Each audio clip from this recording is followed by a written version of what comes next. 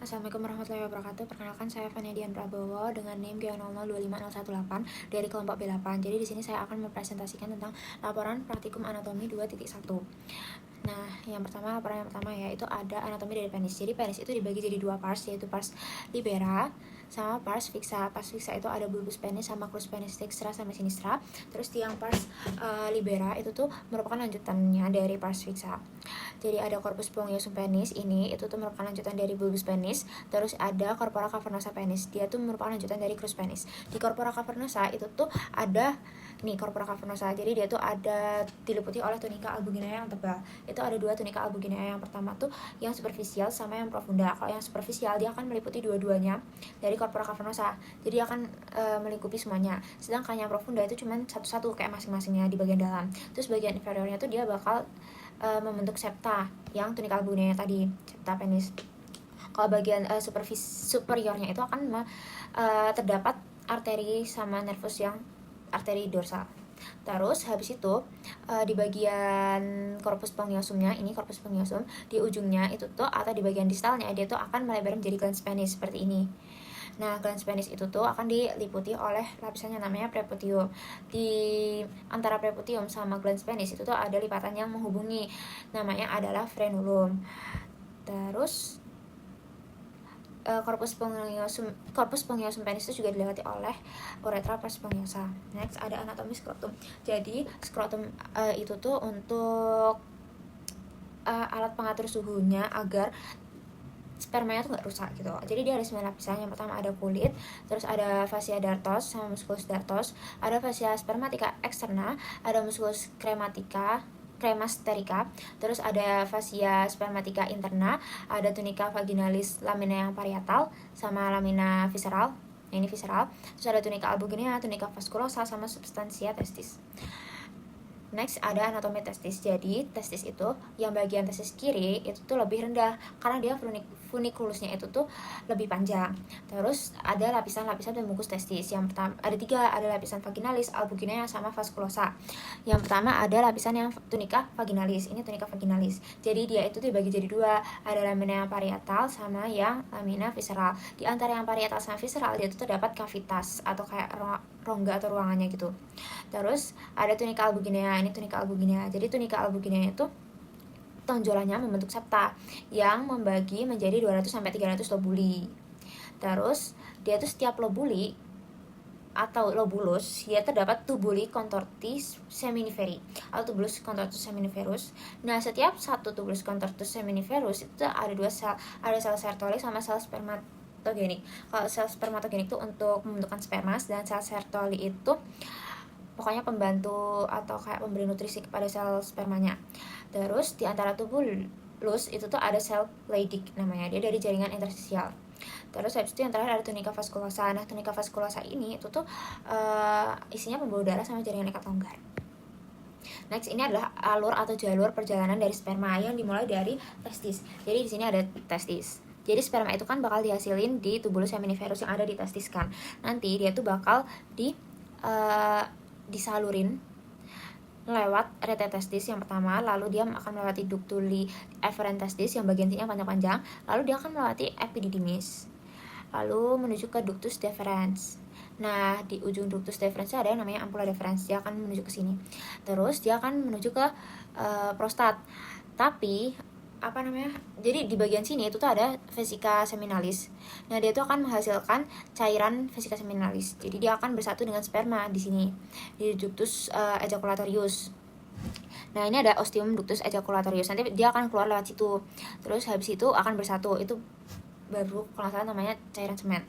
Nah, terus di sini tuh dia bakal melewati prostatic uretra, terus menuju sini dia akan melewati membranous uretra, lalu dia akan melewati pokoknya ini akan melewati uretra pars membranosa, lalu uretra pars spongiosa, lalu dia akan keluar melewati ostium uretra externum gitu. Nah, lalu untuk selanjutnya ini ada yang klinisnya dari skenarionya. Yang pertama ada torsiotestis. Nah, jadi torsiotestis itu kayak terpelintirnya funiculus spermaticus. atau yang gantung itu, yang berakibat pada strangulasi arteri testikularis yang kemudian dapat menyebabkan infark ataupun nekrosis dari testis. Jadi kita bisa lihat di sini itu normalnya testis kayak gini. Nah, tapi di klinis ini atau di penyakit ini yaitu torsi testis, dia tuh funikulusnya itu tuh kepelintir kayak terlilit gitu loh. Jadi arterinya pun ikut kelilit kan yang di dalam itu. Next itu ada varikokel. Nah, varikokel itu adalah dilatasi abnormal dari vena pada flexus venosus pampiniformis akibat gangguan aliran darah balik vena. Jadi kayak gini nih gambarnya dari varikokel. Next itu ada BPH. Jadi BPH itu adalah prostat yang mengalami inflamasi atau membesar. Nah, dia tuh karena prostatnya ini membesar, nih bisa kita lihat sini, ini yang normal prostatnya ya. Ini prostat. Kalau misalnya dia membesar, dia tuh bakal menekan uretranya. Jadi urin itu tuh akan susah keluar gitu loh. Jadi dia bakal tersumbat gitu. Baik, untuk yang kedua itu, jadi yang pertama ada organ sistem uropoetika dan fungsi umumnya. Jadi organ sistem uropoetika itu ada 4, yaitu ada ren yang pertama atau ginjal. Nah, jadi di ginjal ini itu tuh berfungsi untuk ekskresi, yaitu membuang zat sisa Jadi untuk yang laporan kedua itu ada organ sistem uropoetika dan fungsi umum. Yang pertama ada ren. Jadi ren atau ginjal itu tuh berfungsi sebagai ekskresi, yaitu membuang zat sisa metabolik, zat kimia asing, dan zat yang tidak diperlukan oleh tubuh lagi. Terus habis itu ada filtrasi. Filtrasi itu tuh jadi ren tuh bakal menyaring darah dan memulai proses pembuatan urin. Lalu ada regulasi, yaitu mengatur keseimbangan pH, volume, dan komposisi cairan tubuh. Lalu ada sekresi, dia akan mensekresi enzim renin, lalu hormon aldosteron sama kalsitriol. Jadi ginjal tuh ada 2, ren tuh ada 2, yang dekstra sama sinistra. Nah, ren yang dekstra itu tuh lebih rendah, lebih bawah letaknya karena dia didorong sama hepar. Terus untuk strukturnya juga dapat dilihat seperti gambar. Ini ada korteks dan medulanya. Next ada ureter. Jadi di ureter ini tuh fungsinya adalah untuk mengalirkan urin atau diproses di ren dari pelvic renalis menuju ke vesika urinaria. Jadi ini adalah ureternya itu. Jadi di ureter tuh ada 3 penyempitan tuh. Lalu ada vesika urinaria. Nah, vesika urinaria itu tuh tempat penyimpanan urin sementara sebelum dia dikeluarkan oleh tubuh. Jadi kalau misalnya jadi dia sifatnya juga fleksibel atau kayak bisa membesar dan mengecil gitu. Karena kalau misalnya urinnya penuh, dia tuh letaknya bisa sampai ke cavum abdomen yang bagian bawah gitu. Next ada uretra. Jadi uretra itu adalah saluran untuk mengeluarkan urin. Jadi ada saluran terakhir. Ini ada uretranya perempuan, ini udah ada uretranya yang bagian laki-laki. Kalau laki-laki uretranya lebih panjang, ada 3 pars. Ada pars prostatica, ada pars membranaceae, sama pars spongiosa. Ini ada ostium uretra externumnya. Nah, kalau perempuan dia itu cuma sekitar 4-5 cm doang. Next itu ada alur perjalanan dari urin. Jadi pertama-tama urin itu bakal diproses atau kita bakal membuat urin dari nefron. Jadi nefron itu tuh ada di bagian korteks dan bagian medulanya si ren ini. Nah, ini adalah nefron. Yang pertama banget dia tuh akan terjadi filtrasi atau penyaringan di bagian glomerulus. Glomerulus yang ada di sini, penyaringan darah tuh dari zat-zat yang besar yang masih berguna dalam tubuh gitu.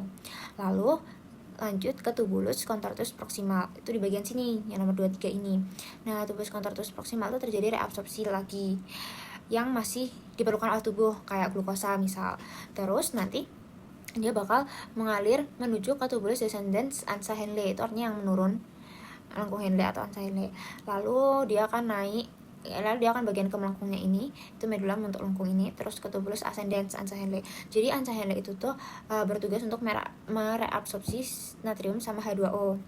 Lalu sampai sini dia bakal ke tubulus collectivus distalis atau tubulus contortus distal. Nah, di sebagian sini tubulus contortus distal itu tuh terjadi proses augmentasi atau menambah zat sisa. Lalu menuju ke ductus collectivus. Nah, di ductus collectivus itu berfungsi untuk mengatur reabsorpsi atau sekresi H2O. Jadi kita ngelihat lagi nih, ini perlu ditambahin lagi nggak H2O-nya, atau malah harus diserap lagi nih H2O-nya dari urin hasil tubulus distal. Lalu dia akan menuju ke papilla renalis. Di sini papilla renalis menuju ke calyx minor. Calyx minor, terus ke calyx mayor. Ini calyx mayor, lalu ke ini pelvis renalis, terus ke ureter, ini ureternya. Next, di ureter itu kan ada 3 penyempitan. Yang pertama penyempitan di bagian sini, di bagian awal dari pelvis menuju ke ureter. Terus dia itu tuh ngalir lagi kan ke sini. Terus habis itu terjadi penyempitan yang kedua, yaitu di bagian bifurcario arteri iliaca communis. Terus dia lanjut lagi ke bagian sini. Dan ini penyempitan ketiga, yaitu waktu mau masuk ke vesika urinaria. Vesika urinaria. Jadi terus ke vesika urinaria kan, dia akhirnya masuk, disimpan sementara. Terus kalau misal dia udah mencapai volumenya 300 ml di vesika urinaria itu bakal merenggang kan. Nah, reseptor renggangnya itu tuh bakal mengirim impuls aferen yang dibawa serabut aferen melalui nevis planici pelvici ke medula spinalis sakral 2-4 ke otak. Nah, nanti otak tuh bakal mengirimkan sinyal pelvis, yaitu impuls aferen itu berjalan menuju medula spinalis segmen sakral 2-4 lagi untuk mengaktifkan kontraksi musculus detrusor dan relaksasi musculus sphincter vesica. Nah, kalau waktu kita nahan kencing, yang berkontraksi itu tuh yang sphincter vesica, yang bagian bawah vesika urinaria, di bagian sini vesika urinaria. Tapi kalau kita terus yang relaksasi yang musculus detrusor, bagian atasnya sini, bagian badannya lah. Tapi kalau misal kita mau kencing, itu tuh yang berkontraksi itu malah yang detrusor. Terus yang osium vesika musculus sphincter vesicanya itu yang berrelaksasi tuh, makanya urinnya bisa keluar gitu. Next itu ke akhirnya dia menuju ke uretra kan. Ini yang uretra laki-laki, ini yang uretra perempuan. Kalau yang bagian laki-laki dia tuh harus melewati 3 pars prostatica, pars membranacea, sama pars spongiosum, baru dia akan keluar melalui ostium uretra externum. Kalau di perempuan dia tuh cuma pendek, dia tuh ukuran uretranya sekitar 4-5 cm. Nah, dia langsung keluar menuju ostium uretra externum. Oke, jadi next itu laporan ketiga. Nah, di sini itu tuh yang pertama ada dasar pelvis. Jadi yang pertama ada diafragma pelvis. Diafragma pelvis itu bisa dilihat dari atas sama dari bawah ya. Yang ini dari atas, yang ini dari bawah. Nah, jadi di sini tuh ada musculus penyusunnya. Ada 2, ada yang musculus levator ani sama coccygeus. Nah, di musculus levator ani insertionnya tuh ada 3 dari serabut anterior, yaitu musculus bulborectalis, bisa kita lihat ada di sini paling anterior. Lalu ada yang bagian serabut intermedia, dia itu tuh musculus bulbococcygeus, ini intermedia. Lalu ada serabut posterior, dia musculus iliococcygeus, ini serabut posterior. Terus kita juga bisa lihat dari bagian atasnya. Ini ada bulbococcygeus, ada iliococcygeus, ada ini tendinnya, terus ada coccygeusnya. Oke, next ada membrana perineae sama spasium perineae profundum. Jadi sebenarnya itu tuh saling berkaitan. Jadi membrana perineae itu adalah fascia yang tebal yang berbentuk segitiga. Dia itu tuh dia menempel sama kerangka tulang arkus yang ada di sini. Nah, terus kalau spasium perineae itu tuh bagian dalamnya dari membrana perineae. Jadi ini yang warna biru adalah membrana perineae, sedangkan yang warna oranye itu adalah spasiumnya. Nih, kita bisa lihat lebih jelasnya lagi. Jadi di spasium perineae ini tuh ada muskulusnya. Yang di wanita itu tuh 2 kali lipatnya di pria. Yang di wanita ada musculus sphincter uretra externa, terus ada musculus transversus perineae, terus ada musculus kompresor bagian sini nih, kompresor. Terus ada musculus sphincter uretra vaginalis. Sedangkan yang laki-laki cuma 2, ada musculus sphincter uretra externum sama kayak cewek ada, terus ada musculus ini sebenarnya sama kayak ini transversus perineae profundus. Tuh. Next ada pembagian regio urogenital sama regio analis. Jadi regio urogenital tuh ini dibagi jadi bentuknya segitiga gitu ya, kayak gini. Nah, urogenital tuh dia di bagian atas, di sini di anteriornya lah, di bagian depan anterior. Terus kalau yang analis itu di bagian posterior. Jadi kalau regio urogenitalis itu biasa untuk berkemih sama untuk sistem reproduksi, sedangkan analis itu tuh untuk bagian anal atau anusnya gitu lah. Nih, ini trigonum urogenitals dan ini trigonum analis. Next itu nih masih ada nih, kalau misal bagian yang perempuan itu seperti ini, yang laki-laki seperti ini perempuan nih bagian urogenitalnya, bagian analisnya, terus ini urogenitalnya, ini analisnya. Terus lanjut ada perbedaan pelvis. Jadi yang ini itu pelvis yang wanita, ini yang pria ya. Yang pertama kita lihat dari osnya dulu, ada os sacrum, ini os sacrum. Jadi os sacrum di wanita itu tuh pendek dan luas sama kurang melengkung, karena biar dia tuh kavitasnya tuh gede, karena dia kan untuk melahirkan ya. Terus dia os iliumnya itu mirip. Sedangkan yang laki-laki dia itu tuh os sacrumnya tuh panjang, sempit, dan melengkung banget gitu, jadi kayak dia agak nutup gitu loh ininya tuh. Terus ada os iliumnya. Os iliumnya perempuan itu tuh miring ke lateral, sedangkan os iliumnya laki-laki itu lebih tegak. Terus ada os coccygiousnya bagian bawahnya ini. Kalau perempuan itu lentur karena biar bayinya tuh gampang lewat, sedangkan laki-laki dia tuh ini kuat gitu loh, kuat kaku gitu loh. Terus ada spina ischiadicanya. Kalau perempuan itu tidak menonjol nih, sedangkan laki-laki dia tuh kayak menonjol gitu. Terus ada tulang pelvisnya. Kalau misalnya yang perempuan itu tipis dan lentur, kalau laki-laki itu tebal dan kuat. Pokoknya ini kalau perempuan itu lentur dan kayak ya mungkin lebih fleksibel itu karena untuk melahirkan, sedangkan laki-laki itu kuat, kokoh, tegak gitu. Terus ini ada apertura pelvisnya itu nih lebih bulat, lebih melingkar, sedangkan yang laki-laki itu tuh kayak bentuknya kayak jantung gitu. Terus ada kavitas pelvisnya. Kalau perempuan tuh dangkal sama luas, sesuai fungsinya juga ya untuk melahirkan. Kalau laki-laki itu tuh lebih dalam sama sempit gitu.